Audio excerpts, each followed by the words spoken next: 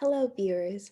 I am here to give you my thoughts on the theme of the book When We Make It by Elizabeth Velasquez, and my partner here, Daniel Uribe, will be giving us a reading of one of his imitations on the book.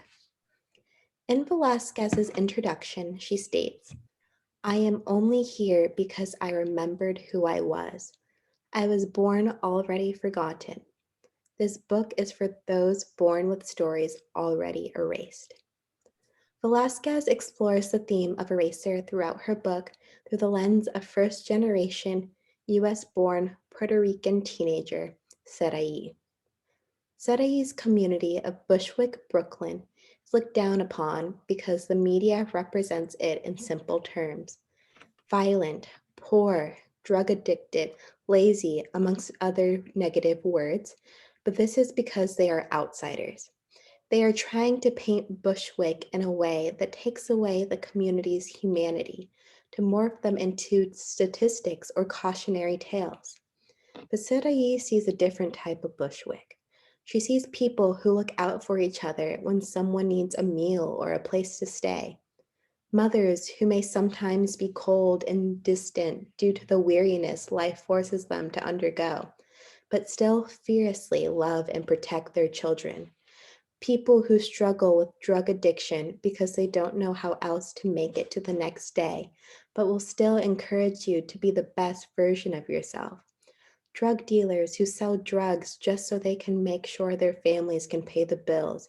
And young girls that get pregnant but want their children to have the greatest life they can possibly give.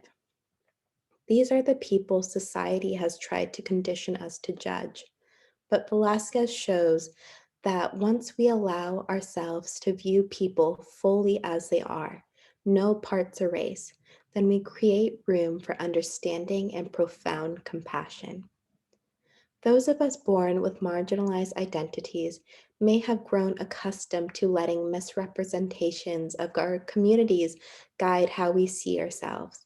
Velasquez tells us to reclaim our lives and let us grant ourselves the agency to tell our own stories, but also to live lives the way we see fit.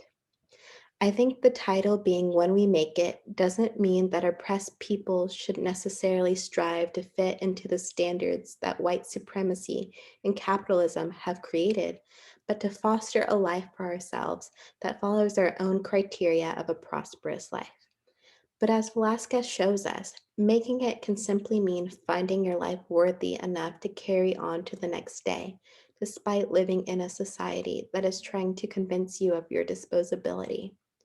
When we have the courage to demand that we be seen as who we are teaching others that they too can control their own narrative. That was amazing, Maya. That was absolutely amazing. Thank you. Hey, viewers.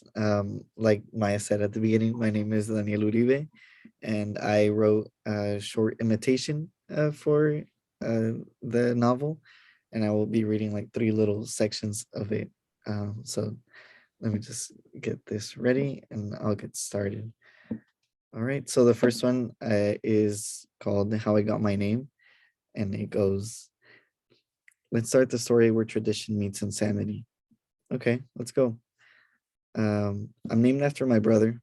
My brother is from the same mother, and my brother brags about his name, and he's named after my father. My father's name is Jose Alfredo, and surprise, surprise, he's named after his brother. His brother's name is Jose Jesus, and he's named after my grandfather, his father. And my grandfather had a bunch of brothers, 16 to be exact. And I'm almost sure they're all named after my great grandfather, and his name was Jose Francisco. And according to my pops, tradition and family are all we got. The irony is that he hasn't spoken to a single family member in years. But like I said, my name is Jose Daniel Uribe. All right, thank you. The second one is how to get found. It's one day my friends started calling me to make sure I was still reaching for the stars. I know what it feels like to be so invisible that people want to make you reappear. and be found. That was like the shortest one. It was nice though. And then this last one is called Noach in the alphabet. And this one is also super short, and it goes, um, my pops used to yell at me, habla en español, when we would eat dinner. I would always respond, estamos en los Estados Unidos, no tengo que hablar español. Little by poquito, mi lengua started to roll the R sound. Uh, who am yo? I don't know. How many letters are in the alphabet? Hay 30. Are you sure? There's no ch in the alphabet. All right, thank you.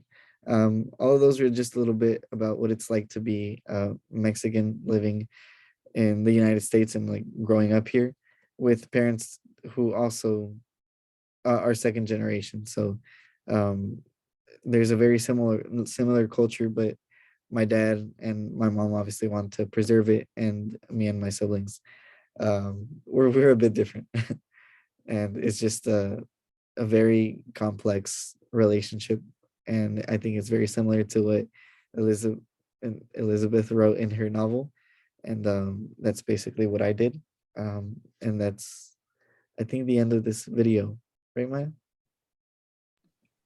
Yes, thank you for watching, and thank you, Daniel, for sharing your very heartfelt poetry. Thank you, Maya. All right, we'll see you guys.